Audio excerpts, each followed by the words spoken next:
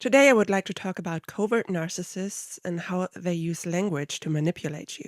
While many narcissists may be able to speak only one language and tend to be jacks of all trades and masters of none, there's at least one thing they have all mastered that they are really good at, and that is their ability to manipulate others with their words. Keep in mind that the signs and behavior of cluster B personality disorders are universally the same.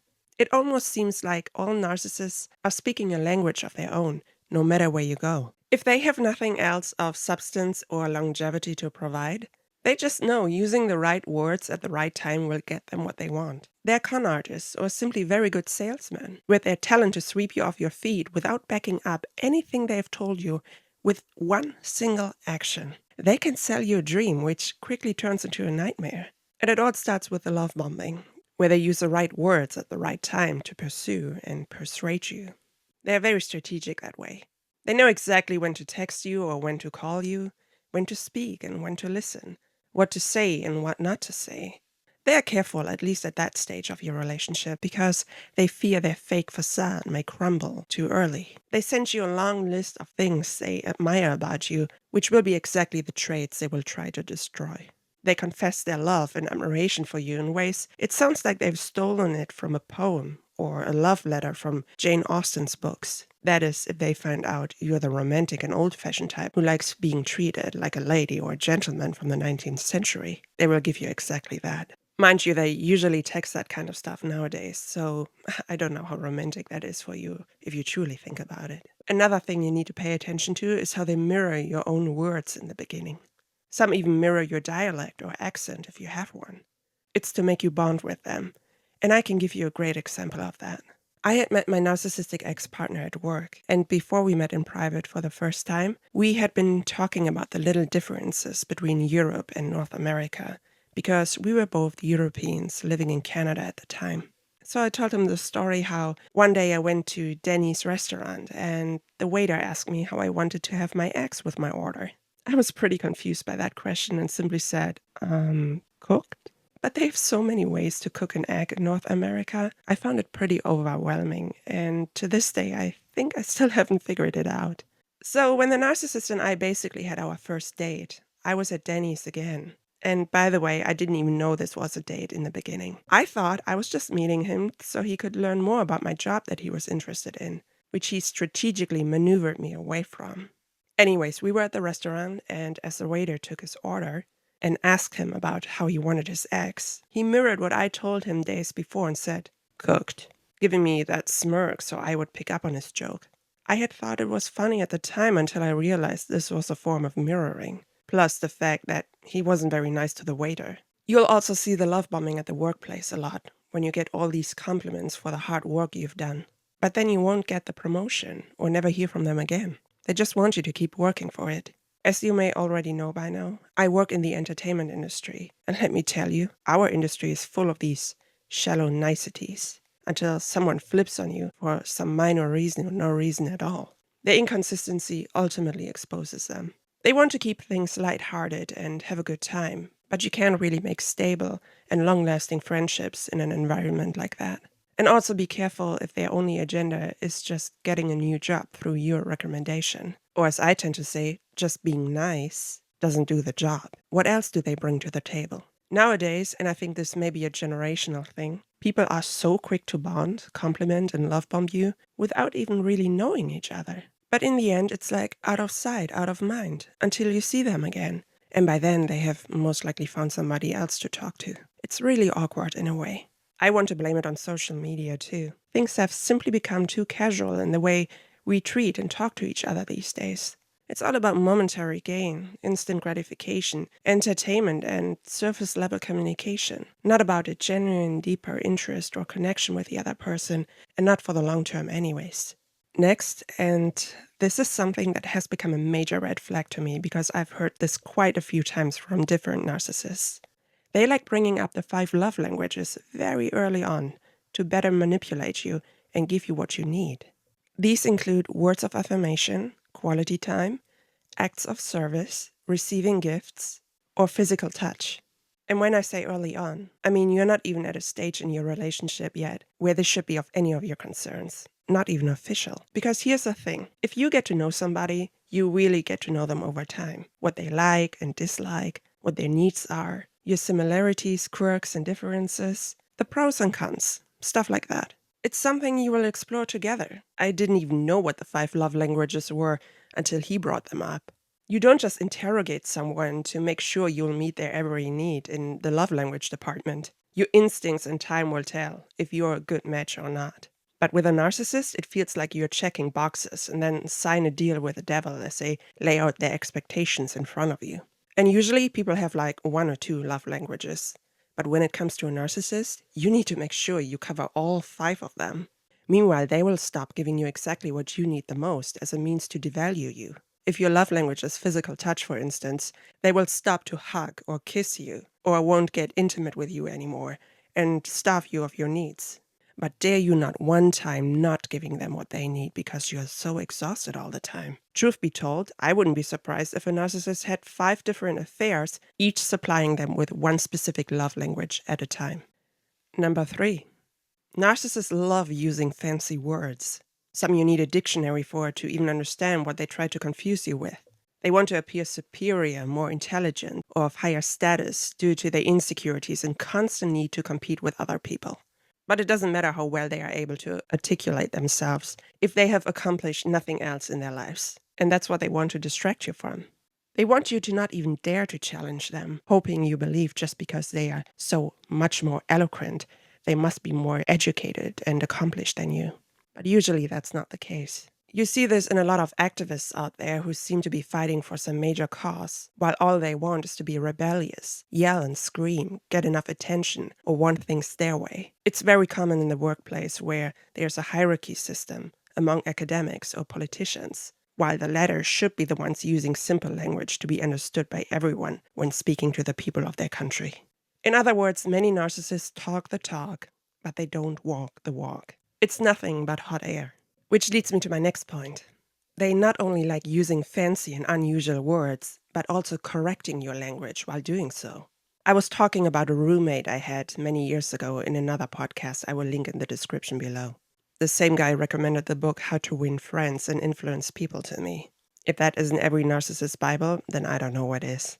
So this former roommate of mine was a textbook narcissist. Not only was he whistling and throwing around the pots and pans in the kitchen in the middle of the night to keep everybody awake, but he would also constantly correct my English. He thought he was doing me a favor and even had the audacity to ask me if he should continue correcting my grammar, which I didn't even ask for in the first place. And why did he do that? Because he couldn't compete with me otherwise. At the time he was going to film school, and I also happened to have graduated from film school a long time ago and was already working in the industry. He just couldn't stand that I was way ahead of him on my journey as a filmmaker and already knew about all the stuff that he was currently learning about. He hated the fact that I was basically superior to him in that aspect. So he had to find that one thing that he was better in because English wasn't my native language. So yeah, narcissists are the kind of people who treat you like an idiot just because you don't speak their native language very well. At times they pretend to not understand you at all. But what they fail to realize is how smart you actually are when you are able to speak and understand multiple languages at the same time. It's their insecurity getting a hold of them. Their ability to speak only one language basically renders them somewhat powerless in the world, because the doors to more opportunities, other people, cultures, and countries are open to you, but not to them, which also means less narcissistic supply, of course. I guess that's why narcissists love traveling to countries where money is everybody's language and nobody cares. Eastern places known for their open sex trade, for instance. They even get into relationships with the locals they pay for, but can't communicate with. It's disgusting. Next, they will use quotes of wisdom to appear wise and knowledgeable. My ex-partner would frequently say, "Holding a grudge is like drinking poison and wanting the other person to die." He basically wanted me to accept whatever was going on and to never hold him accountable or hold a grudge against him. Meanwhile, he was always talking about his enemies and the people he hated. They are hypocritical that way. And speaking of my roommate recommending that one book to me, narcissists love quoting celebrities, authors, life coaches, or gurus a lot, almost obsessively. It's like they want to become, or at least be seen in the same positive light as them. There's nothing wrong about having role models, but narcissists lack a stable identity. They are easily influenced that way and cling to the hope for self-improvement to get out of their miserable situation. But what they fail to realize is that other people's paths aren't their own. They try to emulate them and think that makes them just as popular or successful or even famous. But these famous people should merely be taken as an inspiration, not imitation. Narcissists don't do this. Like I said before, they mirror others. However, they cannot uphold that image for too long, because they don't put in the same effort or live by a set of standards or a life motto with the same devotion and consistency as them. A few years ago, I met an actor again with whom I had worked with before. And here's a funny thing that happened. Back then, he had convinced me that he was a very insecure covert narcissist. So when I saw him again after a couple of years, we were in a Zoom meeting together. He wasn't saying much, but as I looked at him, I thought he was reminding me of someone else like never before. It was exactly around the time when Matthew McConaughey followed into the footsteps of Tony Robbins to become this huge influencer and motivational speaker. And I thought to myself, this actor looked and behaved a lot like Matthew McConaughey out of a sudden. He didn't even have to say a single word for me to recognize that. And when we finally ended up on set together, my assumption was 100% spot on. He wasn't just saying McConaughey's name, but also quoting him a lot, and pretended to be just as open and kind-hearted as him. But every now and then, while we were actually working and not on a break, he still had the same old insecurities showing that I remembered him for. In a way, it was somewhat creepy, because whenever he switched into McConaughey mode, I didn't really know whom I was talking to, or if any of my words actually got through to the real person he was underneath. Ironically, though, I have to admit I enjoyed being around the fake nice version much more than the insecure one during that time.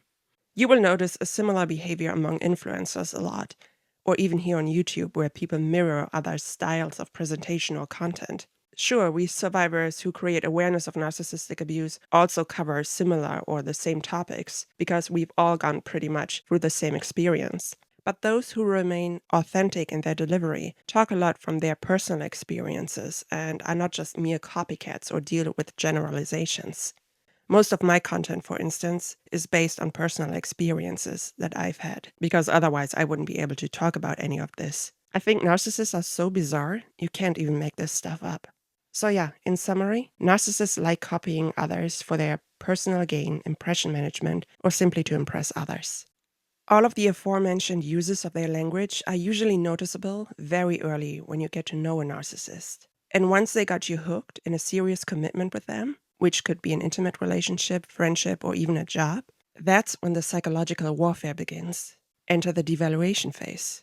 Suddenly they will shift gears and use language not only to manipulate, but also to verbally abuse their victims in a variety of ways. Shouting, pathological lying, blame shifting, gaslighting, projection, double standards, or simply what we call circular conversations from hell and word salad, which is when they string a bunch of illogical words, thoughts, or arguments together.